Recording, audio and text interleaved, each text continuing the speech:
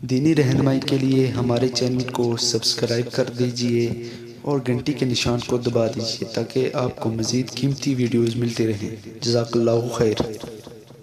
अल्हम्दुलिल्लाह रब्बिल आलमीन वस्सलातु वस्सलामु अला अशरफिल अंबिया वल मुरसलीन नबीना मुहम्मद व अला आलिहि व सहबिहि अजमाइन। रमज़ान मुबारक के अख्ताम के ऊपर अल्लाह के नबी सल्लल्लाहु अलैहि वसल्लम ने हमें एक और चीज़ का हुक्म दिया। वो ये है कि हम ज़कात फ़ितर या जिसको फ़ितराना कहा जाता है वो अदा किया जाए। फ़ितराना अदा करना, सदक़ा फ़ितर अदा करना, ज़कात फ़ितर जो है ये अदा करना, ये अल्लाह के नबी सल्लल्लाहु अलैहि वसल्लम ने जो है उसको फ़र्ज़ किया है। बाद लोग इसको कहते हैं एक वाजिब का दर्जा लेते हैं और बाद जो है वो फ़र्ज़ का दर्जा देते हैं। फ़र्ज़ इसलिए कहते हैं कि इब्न माजा की रिवायत है कि अल्लाह के नबी सल्लल्लाहु अलैहि वसल्लम ने फरमाया कि फ़रज़ रसूलुल्लाह सल्लल्लाहु अलैहि वसल्लम, कि अल्लाह के नबी सल्लल्लाहु अलैहि वसल्लम ने इसको फ़र्ज़ किया है। यहाँ फ़रदा के लफ्ज़ से उन्होंने जो है इसको फ़र्ज़ करार दिया है।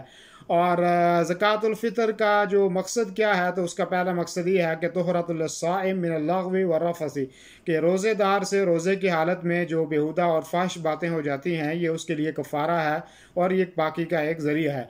दूसरा फ़ायदा इसका ये है कि अल्लाह के नबी सल्लल्लाहु अलैहि वसल्लम ने फरमाया कि तुअमतुल लिल मसाकीन, ये मसाकीन के लिए खाने का काम करता है, मिस्कीन के लिए ये गल्ला है और मुस्किन के लिए ये खाना है।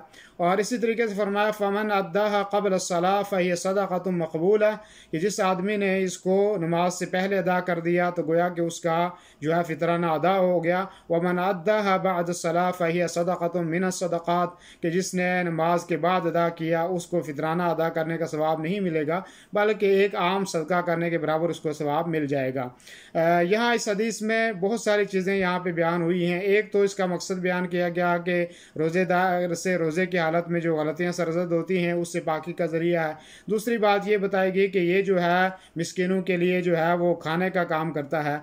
तो यहाँ इससे एक बात ये साबित होती है कि बाज़ लोग ये कहते हैं कि क्या जो है फ़ितराना सिर्फ जो है वो गल्ला ही देना है, जिन्स ही देनी है, या जो है पैसे देने हैं। तो अल्लाह के नबी सल्लल्लाहु अलैहि वसल्लम की हदीस से या आप सल्लल्लाहु अलैहि वसल्लम के ज़माना मुबारक में जो रिवाज था या जो चीज़ थी वो ये थी कि लोग जो है वो जिन्स निकालते थे, गनी यानी गल्ला दिया करते थे। करेंसी अल्लाह के नबी सल्लल्लाहु अलैहि वसल्लम के ज़माने में दिरहम व दिनार थे, लेकिन उसके बावजूद जो है वो करेंसी के देने का सबूत नहीं मिलता है।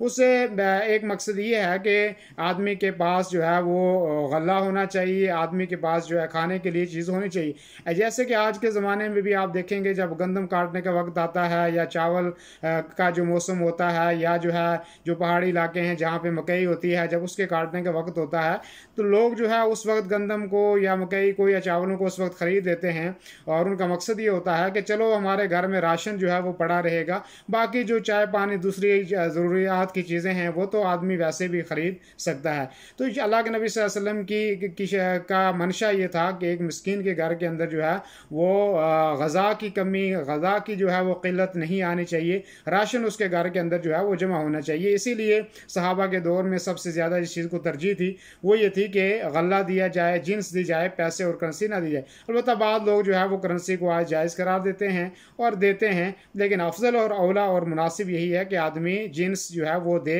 यानी राशन दे, चावल दे। कौन कौन सी चीज़ें देनी आगे इंशाल्लाह उसकी वजाहत भी मैं करूँगा। और उसका वक्त क्या बताया कि उसका वक्त ये है कि हकीकत में जो उसका वक्त है वो ये है कि आदमी जब आखिरी रोज़ा इफ्तार हो जाए और आखिरी रोज़े के इफ्तार हो जाने के बाद ईद की नमाज शुरू होने से पहले पहले उसको अदा किया जाए। लेकिन एक हदीस है जिसमें हज़रत इब्न उमर रज़ियल्लाहु अन्हु के बारे में आता है कि वकानु युअतूहा क़ब्ल अल-फ़ित्र बियौमिन औ बियौमैन, कि बुखारी की रिवायत है कि आप जो है रमज़ान से 1 या 2 दिन पहले दे दिया करते थे। तो इससे ये भी साबित होता है कि अगर कोई 1 या 2 दिन पहले जो है वो अदा कर देता है तो ये भी सुन्नत के मुताबिक है, ये भी अदा हो जाएगा। लेकिन बेहतर ये है कि आदमी आखिरी रोज़ा इफ्तार करने के वक्त जो है उसको देना शुरू करे और ईद की नमाज से पहले पहले उसको दे दे। और अगर किसी ने ईद की नमाज के बाद दिया तो वो आम सदक़े का सवाब मिल जाएगा उसको, लेकिन जो फितराने का सवाब है वो उसको नहीं मिलेगा। अब ये किस किस के ऊपर फ़र्ज़ है? गुलाम है कोई, उसके ऊपर भी फ़र्ज़ है, आज़ाद है तो उसके ऊपर भी फ़र्ज़ है, मर्द है उसके ऊपर भी है, औरत है, छोटा कोई आदमी है, बड़ा है, तो ये सब के ऊपर फ़र्ज़ है। और किसके ऊपर नहीं, यहाँ तक कि उलमा ने लिखा कि अगर कोई इतना मिस्कीन है कि जिसके पास 1 दिन का राशन भी नहीं है, 1 दिन का गल्ला भी नहीं है, तो ऐसे आदमी की 1 दिन की खुराक भी नहीं है, तो ऐसे आदमी के ऊपर वाजिब नहीं है।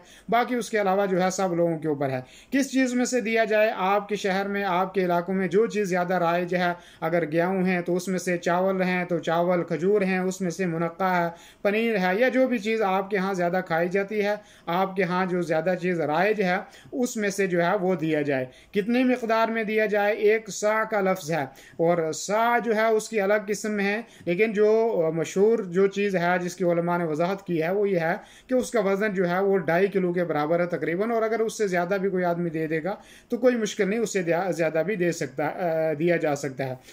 अफजल और बेहतर ये है कि घर का जो सरपरस्त है, जो घर का बड़ा आदमी है, वो घर के सारे अफराद की तरफ से वो दे दे। जैसे कि हज़रत नाफे कहते हैं कि इब्न उमर जो है वो छोटे और बड़े की तरफ दिया करते थे, यहाँ तक कि वो मेरे बेटों की तरफ से भी जो है वो दे दिया करते थे।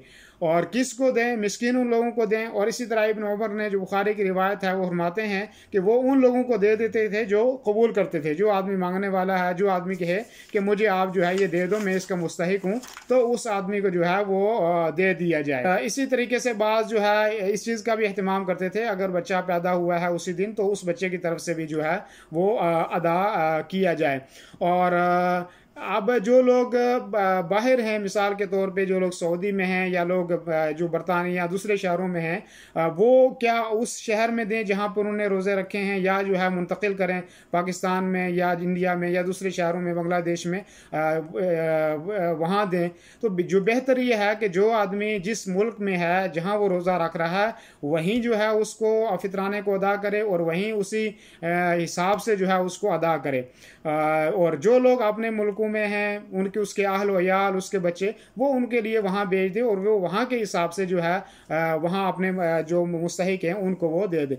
लेकिन क्या हम मुंतकिल कर सकते हैं यहाँ से पैसा, हम जो है वहाँ पे भेज दें और वो जो है वहाँ पे अदा कर दें? अगर यहाँ पे कोई मोहताज नहीं मिलता है, यहाँ पे कोई आदमी उसका मुस्तहिक हमें नहीं मिलता है, तो ऐसी सूरत में हम ये करेंगे कि हम वो उसका पैसा दे देंगे और अपना जो भी वकील वहाँ पे बनाते हैं उसको कहें कि वो इससे पहले वहाँ पे उन तक पहुँचा दे, उनको वो अदा कर दे। और एक मसला इसमें और रह गया, वो ये है कि क्या ये ज़कातुल फित्र गैर मुस्लिमों को दे सकते हैं या नहीं है? तो बाद उलमा ने इसके ऊपर जो है इजमा नकल किया है कि आप, जैसे इब्न मुंज़िर रहमहुल्लाह वो कहते हैं कि अजमअू अला अन्न ज़िम्मी ला युअता मिन ज़कातिल अमवाल शैया। कहते हैं किताब अल इजमा है, उसके ऊपर उन्होंने, इब्न मुंज़िर ने कहा कि इस बात पे इजमा है कि ये जो ज़कात का माल है, ये फितराना भी एक ज़कात ही है, कहा कि इसको जो है वो गैर मुस्लिमों को नहीं दे सकते। इसी तरीके से इब्न क़ुदामा रहमहुल्लाह है, मुग़नी के अंदर उन्होंने लिखा है सफ़ा नंबर 487 के अंदर दूसरी जिल्द में, और इमाम नववी रहमहुल्लाह हैं जिन्होंने जो है रियादुस सालिहीन लिखी है, अरबाईन नवविया लिखी है, और वो भी कहते हैं कि ज़कात जो है वो गैर मुस्लिम को नहीं दी जाएगी बल्कि मुसलमान ही को दी जाएगी। तो इससे मुराद ये है कि मुसलमानों को तक़वियत मिले, मुसलमान जो कमज़ोर हैं ताकि उनकी हालत बेहतर हो, उनकी हालत अच्छी हो। तो इससे बेहतर यह है कि आदमी जो उसका मुस्तहिक है उसको दिया जाए और जो मिस्कीन है उसको जो है वो दिया जाए। और जो लोग मिस्कीन नहीं हैं, अगर कोई दे तो उस आदमी को नहीं लेना चाहिए क्योंकि ये उसका हक नहीं है। और इसी तरीके से ये है कि अपने माल में से जो अच्छा माल है वो दे, जैसे कि 2.5 किलो के बराबर वज़न है, लेकिन अगर कोई आदमी ज़्यादा जो है उसको निकाल देता है तो कोई हर्ज नहीं है, ज़्यादा देना ये भी जो है बेहतर है। ज़रूर इसका अहतमाम करें और ईद की नमाज़ से पहले उसको दें। अल्लाह रब्बुल आलमीन हमारी नमाज़ों को, हमारे रोज़ों को कबूल फरमाए। व सल्लल्लाहु वसल्लम अला नबीना मुहम्मद व अला आलिहि व सहबिहि अजमईन।